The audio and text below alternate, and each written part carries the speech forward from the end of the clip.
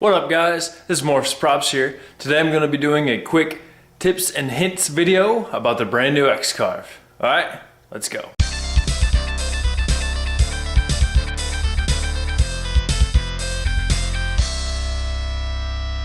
Alright guys, excuse the quality of this video. I don't have any screen capturing software on this particular computer. It's just a pretty basic computer running my software here. But tip one that I found out is if you're doing a image capture through the apps, for me it only works in Chrome. I don't know why. I've tried Firefox on multiple computers, different versions of Firefox, but for me it only works in Chrome. I don't know why, but I guess that's just the way it is. Second thing that I found out is that I was running on the new X-Carve, on the new brain that they have out, that I started up a Carve, letting it run, and I lost internet connection. My internet went down. But the Carve continued, and it actually did finish without being connected to the internet. If that works for you guys, I'd love to hear about it. For me, it seemed to work out just fine. Third thing that I found out is go ahead and carve yourself out a Z-axis manual control knob. This thing has, I love this, that little mod that you put on there. This I just made by hand, and I took that nut off of there and I just press fitted it together.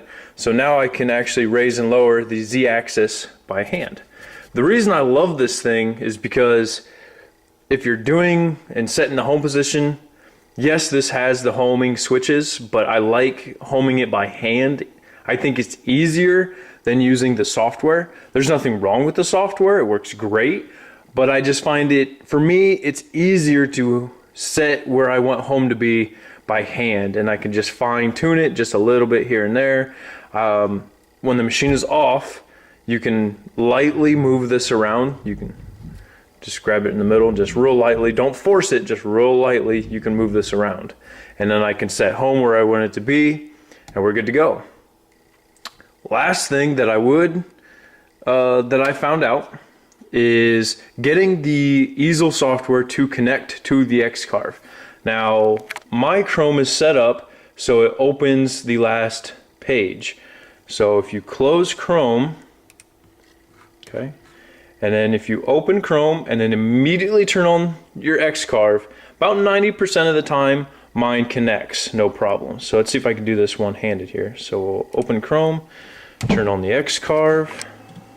You can see it launches the easel. Give it a second. Blue Carve, green Carve, and we're good to go. Alright guys, one more tip I got for you before I end this video about the X-Carve is if you have the DeWalt 611 router, it is known as a brushed motor or something along those lines. Basically what that means is there's a little contact in there on the motor that will wear down over time. Now, I found out that they're rated for around 100 to 150 hours, give or take a little bit, okay? Now when that happens, here I'll show you on mine, spin you guys around. Okay, so I took it out because I was trying to figure out what was going on with this thing. Now I'm going to plug it, okay, plugged in. Now when you kick it on, obviously you can see it doesn't work. Okay, what's going on here? I've got carves to do. I need to get this thing working. You can see the LEDs kicked on, but it won't work. Okay, now I've got some new brushes here. I'm going to show you how to replace it real quick. Alright guys, so you can see I got my router kind of haphazardly back in this little case here, just so I can do this one-handedly. First thing you're gonna do, unplug the router. Okay, you can see I unplugged. Be safe. All right. Now, what you're gonna do is, if you're obviously you've seen I clicked it on and just the LEDs come on. The first thing I would check is a bunch of fine dust will get in here. Get yourself some air in a can and spray that out. Test it then. If that works, great, because that fine dust will clog all this stuff up and sometimes you won't have the right connections. Second thing, like I said, definitely check your brushes. These brushes again are only rated for about 100 to 150 hours, I believe, somewhere around in there. It sounds about right for my mill. Now this little spring right here, this little coil, you can kind of see it. Touch tool here. This here That's your spring pressing on the brush. Now you're gonna need, like, I just use a little coat hanger with a little hook on the end, and you can kind of get back in there and very carefully pull that spring forward, and then this little brass tab sticking out here on the side, just hook it over on that side, and that'll keep the spring up out of the way.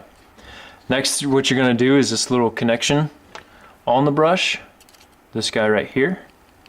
Very carefully with like a pair of needle nose, pull up on that, and then your brush will slide right out this slot. Slide in your new one, put in your new connection, put your spring back down, put your case back on, and you should be up and running.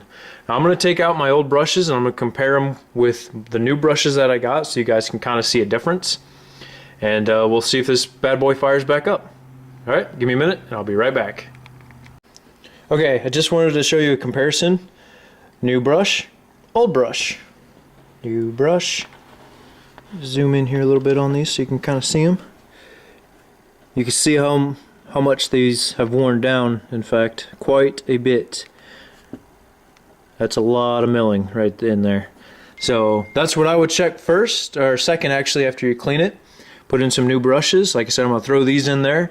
Let me show you this real quick. You can see how I was talking about, I got that spring pulled back and hooked around.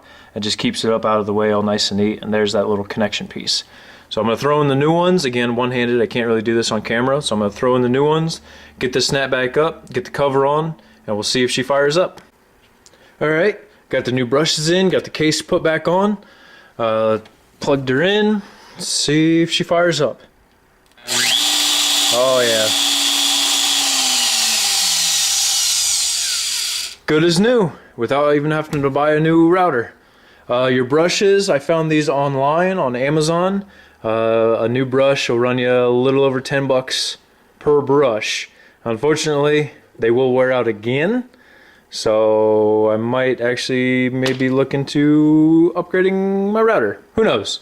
I don't know, but anywho, that's all I got for you. If you got anything else for me, leave them down in the comments below, and I'll see you guys on the next build.